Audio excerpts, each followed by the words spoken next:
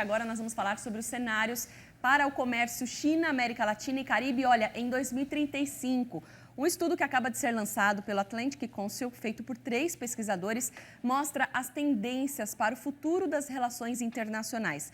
Uma das pesquisadoras é a Tatiana Prazeres, Senior Fellow da Universidade de Negócios Internacionais e Economia em Pequim. Ela também foi secretária de Comércio Exterior e conselheira sênior da Direção-Geral da OMC, a Organização Mundial do Comércio. E do outro lado do globo, ela já está aqui com a gente. Muito boa noite, Tatiana. Muito boa noite, Lilian. Um prazer estar com vocês. Obrigada por participar aqui com a gente do Jornal Terra Viva. Bom, o estudo mostra que o agronegócio tende a perder espaço na pauta exportadora para a China. Quais devem ser aí os outros fornecedores? Isso pega um pouco de surpresa quem acha que o gigante asiático vai continuar com um apetite grande aqui pelo Brasil, né? Esse é um dado que nos chamou a atenção no estudo de cenários que nós realizamos para 2035, né? De fato, o Brasil tem uma história, a América Latina de maneira geral, mas o Brasil em especial, é uma trajetória muito positiva nas exportações do agro.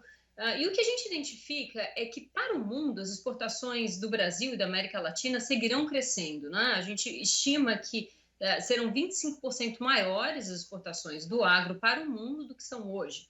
Acontece que não será a China, nesse nosso estudo, que puxará essa demanda internacional. Então, é algo que talvez seja surpreendente, porque nos força a pensar em que outros mercados o Brasil deveria considerar para a expansão das nossas exportações agrícolas. Quem na China ganha espaço, né? Quem é que passa a ocupar uma fatia maior das importações chinesas do agro? E aí o que a gente vê Índia ocupando espaço, a gente vê Indonésia e Tailândia também. Então, a Indonésia, por exemplo, de 4% das importações chinesas que eles têm hoje, iria para 7,5% em 2035. A Tailândia, de 5% para 7%.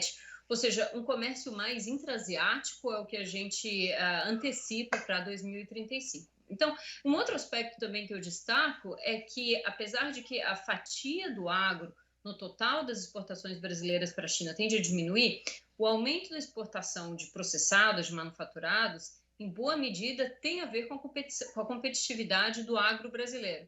Então, alimentos, bebidas, produtos que são competitivos em função dessa base agrícola tendem a ganhar maior espaço na nossa pauta para a China em 2035. É bem interessante isso, inclusive você falando, né, desses países mais intra-asiáticos, isso acabaria para a China trazendo ainda maior competitividade por conta da distância, né? Seria mais próximo desses produtos chegarem até eles. Bom, o Pedro está aqui com a gente também e tem uma pergunta, Tatiana. Oi, Pedro. Oi, Lilian. Oi, Tatiana. Boa noite para você. Boa noite a todos que nos acompanham aí também do outro lado do mundo, também pela internet. Tatiana, eu queria fazer uma pergunta para você. Como é que vocês chegaram a este cenário?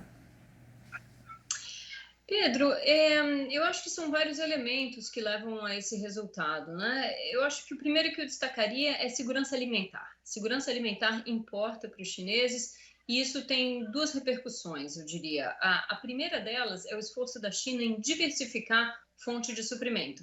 E aí, como eu mencionei, a Ásia ganha espaço, mas não só a Ásia, né?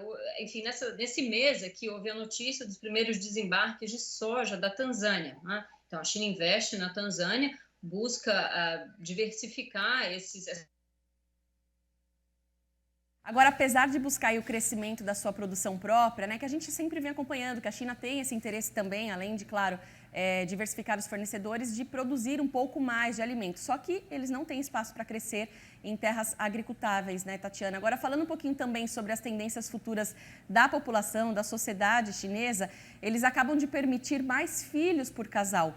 Isso deve ampliar o consumo nas próximas décadas? Isso pode mexer também com a relação oferta e demanda lá na China?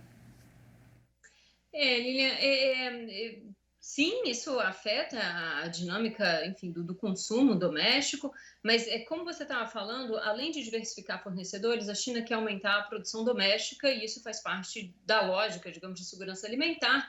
Tem investido, enfim, subsidia a produção, mas investe em tecnologias para se tornar mais competitiva. Então, isso também contribui para o resultado que a gente imagina.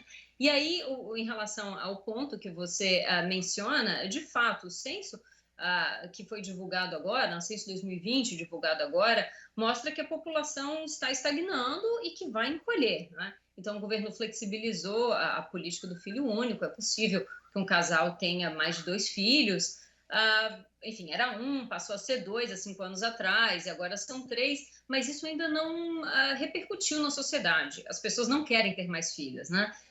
O censo mostrou que a taxa de fertilidade aqui é de 1,3 filho por mulher.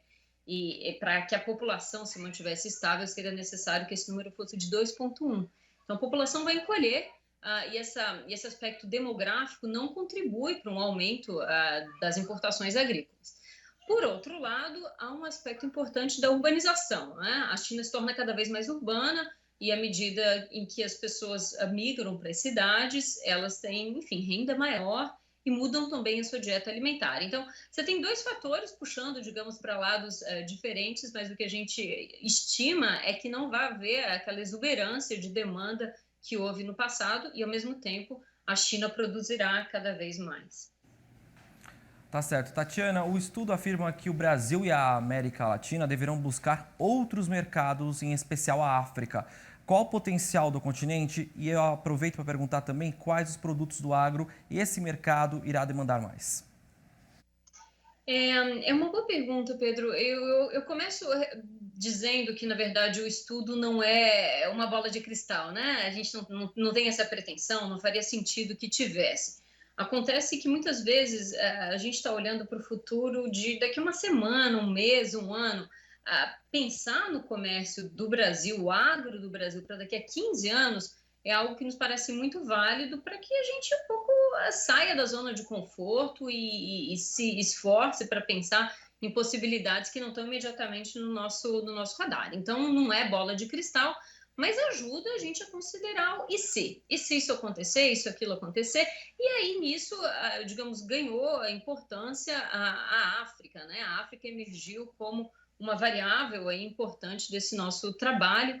O que a gente verificou é que o continente tinha 3% das exportações do agro da América Latina e Caribe em 2020, 7% em 3% em 2000, 7% em 2020, e um dos nossos cenários aponta que pode chegar até 18% das exportações do agro em 2035. Então, é importante que a gente se prepare para isso. Tá certo. Tatiana, olha, foi um prazer falar com você, aprender um pouco mais aí, vale para a gente ficar bem atento, né, aos desdobramentos do que vai acontecer com a China. Te agradeço muito pela participação aqui no Jornal Terra Viva e até a próxima e uma boa noite para você. Muito obrigada. Obrigada também, Pedro, pela participação. Ótimo fim de semana. Obrigado, Lilian. A todos. Tchau, tchau. Tchau, tchau.